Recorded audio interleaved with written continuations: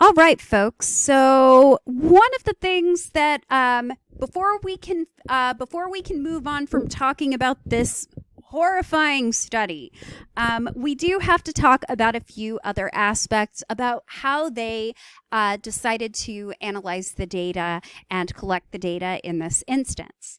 So one of the things that you'll kind of note is that they utilized quantitative measures. They looked at micturition onset and offset. They looked at distance between urinals. They utilized sound. They also utilized vision.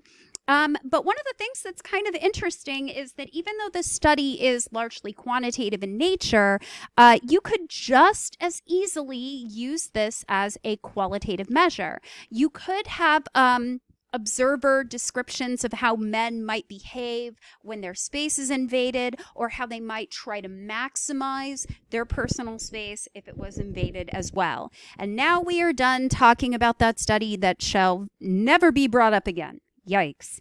Oh, so much unethical behavior. Okay, so now let's kind of talk about some of the different benefits of observational research. So one of the things that's really nice about observational research is that it's very, very good at allowing us to look at detailed descriptions of behavior. Oftentimes with observational research, we are watching people in their everyday environments, and so we're seeing how people actually behave. But one of the things that's also good, for the most part with observational research, you're collecting data from multiple participants, and because this is happening in the real world, the generalizability of observational research is pretty solid. One of the other reasons that it's very useful is that it allows you to examine different types of relationships between variables. It can also be used to test different types of hypotheses and different types of theories, and it can help you use an experiment or look for potential causal relationships that can help establish future experiments. So very soon we're going to talk about another study that I will make available to you that looks at parents and their children in science museums and whether or not parents explain scientific findings and results at a museum to both boys and girls at equal rates. And it's been suggested that parents treat girls differently when it comes to science, and this might explain why girls may potentially not be as interested in science, or why while they may have an interest in science, might potentially drop it later. So we'll talk about that pretty soon. We're going to start by talking about some of the different types of observational research, though, and we're going to start with what is called naturalistic observation. So naturalistic observation is when researchers very passively observe behavior in a natural setting. By passive, I mean they are not trying to interfere.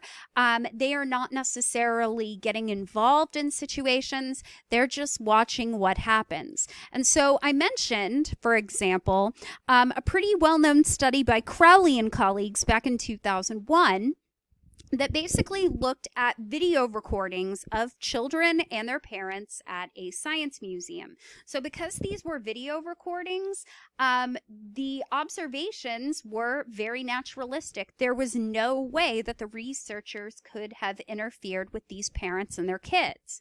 And so Crowley and colleagues were actually interested in whether or not parents exhibited a gender bias in explaining scientific principles to boys versus girls. And so in particular, what I really respect about this study is that they looked for 3 different types of mutually exclusive behaviors ahead of time. They had very clear definitions for how they chose to define these behaviors, and they also provided examples and had good examples so that data could very easily be collected and scored. And so they were looking at 3 different types of behaviors in particular. So first is explanation. So, according to their definition of explanation, they called it explanation if a parent tried to explain the causal relationships between things in a science exhibit or general principles. Now, obviously, these were like 3, 4, 5-year-old kids. These are little kids, so they're probably not going to get explanations the way that you or I might, but they're solid explanations for small children. So, for example, for explanation, you see all of the colors because the bubble reflects different types of light. So, if a child asks why the bubble looks like it kind of has a rainbow on it, this is a pretty solid example of explaining science to a very young child.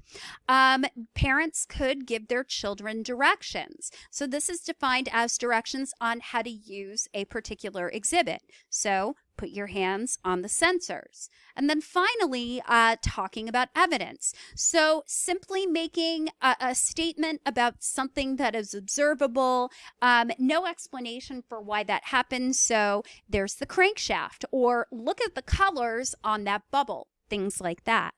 And so here's what they did, and this is really intense. They did 26 days of video recording spread out over a period of 2.5 years. And so after these videos were recorded, they would basically look back at those 3 critical behaviors that I mentioned, and they would record how frequently these different behaviors occurred. So what did they find? Here's what's pretty interesting. Crowley and colleagues basically found that there was no gender difference in terms of initiating contact with exhibits. So they encouraged their girls to interact with the exhibits as much as they did boys.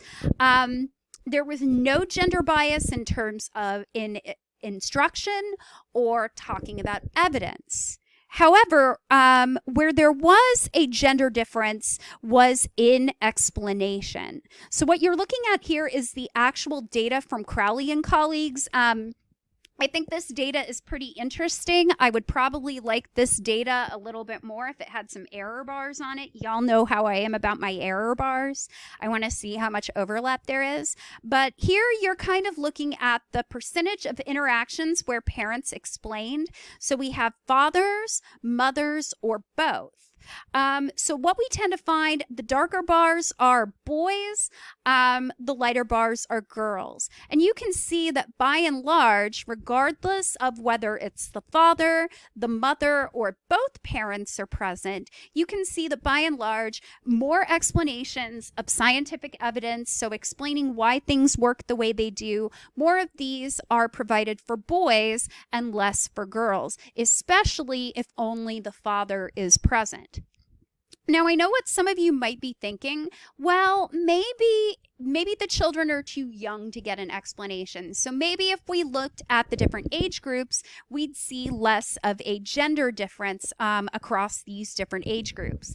It turns out that that's not actually the case. So what's kind of interesting, they actually looked at the age of the youngest child in that group. So 1 to 3, 4 to 5, and 6 to 8. And once again, regardless of the age of the child, we see a massive gender difference in terms of explanation. So this is something that cannot be explained away by they're too little. Because even when the child is between 1 and 3, there's still a greater preference for explaining things to boys rather than to girls. And Crowley and colleagues actually suggested that this lack of explanation that parents give to girls when it comes to science may partially, obviously not totally, it may partially explain why girls often tend to not go into STEM occupations. Now that is starting to change a bit, and obviously there are a lot of other factors, but if you're not really explaining how science works to your children, it stands to reason they may not take as much of an interest in it. So I found this study really interesting. I will share a PDF with you if you're curious and you want to read more about this. Yes, so I already said that. Okay, now what are the major characteristics of a naturalistic observation? The first one is passivity.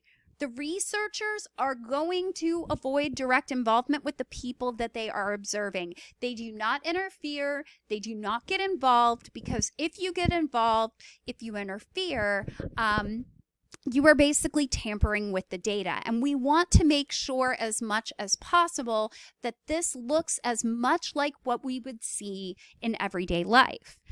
Naturalistic observation can be disguised or undisguised. Now, I know when y'all think of the word disguised, you might think of somebody hiding behind a plant with a twirly fake mustache and like a big trench coat to hide and make sure that they're not seen. But that's not what disguised observation actually is. When we talk about whether or not something is disguised or undisguised, the critical question is, are participants aware that they're being observed?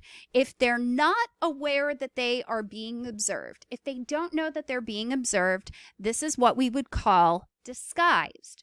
If they are aware that they are being observed, this is what we would call undisguised. Now, what are some of the major benefits of naturalistic observation?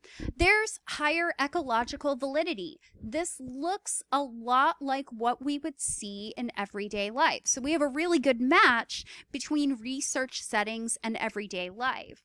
And this is particularly true if the observation is undisguised. And that's because if the researchers are just passively watching and nobody knows that they're being watched, we know that the behavior is not being changed by the observer. This is what's known as reactivity. This is when behavior changes because you know that you're being watched. And with disguised observation, we typically don't have to worry about that. Now, what are the big drawbacks of naturalistic observation? Even though we have higher ecological validity, it does not necessarily imply that the findings will generalize. So higher ecological validity does not necessarily always imply higher external validity. So we need to be careful. Just because this is taking place in real life does not mean it will necessarily generalize. The data may be very idiosyncratic and very specific to the situation. One of the other things that we find is that behaviors are really complex. So before you actually start collecting data with a naturalistic observation study, you want to very clearly spell out the behaviors that you're looking for and how you are choosing to define them. And you need to stick to those definitions. We'll talk a little bit more about how to do this when we talk about behavioral coding. Now, one of the other things is that because this is naturalistic and because there is passivity on the part of the observer, we have no control over the research setting. So if I'm in rainy, let's imagine that it's fall and all of this other nonsense is over and we're back at Cotty.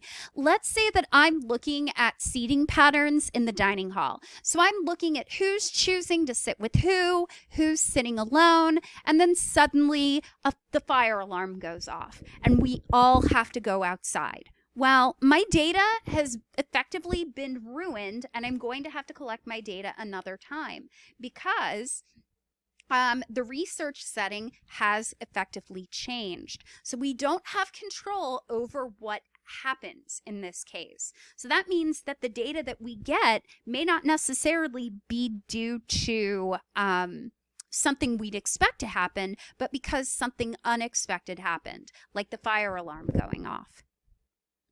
Additionally, it can be very, very difficult to observe all behaviors that occur.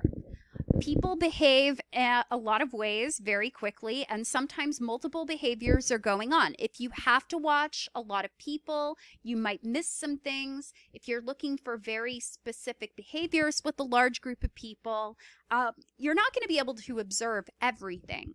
So we'll talk about this a little bit more, but what you might need to do is do what is called sampling. So you're going to need to look at specific people or look for specific behaviors, collect your data at certain times, etc. And we'll talk about this a little more soon. Additionally, one of the biggest things with naturalistic observation is that people modify their behavior if they know that they are being watched. So imagine that you were taking an exam in one of my classes and I suddenly stood next to you and watched you take the test. Odds are pretty good you'd probably change your behavior as a result. We'll talk about a little bit more about reactivity later, and a little bit about what you can do to try to reduce that when you can. Additionally, there are some ethical considerations with naturalistic observation. Now, for the most part, observation will typically not require informed consent. And this is especially true if people would change their behavior if you got consent from them. So if I came up to you and said, hey, I'm going to watch your behavior while you're in the dining hall, is that okay with you? You might change your behavior specifically because you now know that I'm watching you and you had to give your consent. So most of the time, naturalistic observation does not require informed consent, but we have to meet some of the following benchmarks. First of all, there can't be any expectation of harm or distress. Remember that we're trying not to harm our participants. We need to make sure that confidential information stays that way. We need to protect our participants' identities and keep that information confidential. And additionally, there needs to not be a risk to our participants, whether financially, legally, or psychologically, if their responses were actually made known. If you can meet all of these different criteria, it's probably pretty safe to say that you are not going to need informed consent. Now we're going to talk about participant observation. So participant observation typically occurs when an observer becomes part of the group or the social setting that is being studied. So they're basically going to join that group. This is something we often tend to see in cultural anthropology and sociology. Somebody joins the group and follows along and gets data on this group of people. I'm sure if you have questions about what this would look like, I know that Dr. Quick has done this for different research studies. Feel free to ask Dr. Quick if you have any more questions. Like naturalistic observation, participant observation can be disguised or undisguised. Probably one of the best known studies of participant observation in psychology is Leon Festinger's work on cognitive dissonance. So Festinger's theory of cognitive dissonance is basically the idea that if you behave in a way that conflicts with an attitude, you're probably going to be more likely to change your attitude as a result, because acting against your beliefs causes a state of tension that you want to try to reduce. Now, Festinger and his colleagues actually looked at this in a lot of different ways. And one of the ways that you may not be aware of is they basically infiltrated kind of a doomsday cult. So interestingly, what they did is they joined up with the doomsday cult in the 1950s that believed that alien visitors were basically going to take these group members away during a time that the world was supposed to end. So Festinger and some of his colleagues basically joined the group and said, hey, we believe in this kind of information. So they ended up joining with the group. They didn't tell anybody that they were researchers or that they were recording this information for research purposes. They acted like they were part of the group. And so they were interested in what would happen when this doomsday prophecy inevitably failed. And obviously we know it failed because, well, it's 2020 and the world didn't end in the 1950s. So the question becomes, what do group members do when the prophecy, this thing that they believe in so much, fails? Will they quit the cult? or will they actually double down? And it turns out that Festinger and his colleagues found that most people in these types of scenarios do, in fact, tend to double down. And you can actually read more about this in one of my favorite articles to share with people because it's got just a great title. It's called "The Christmas the Aliens Didn't Come."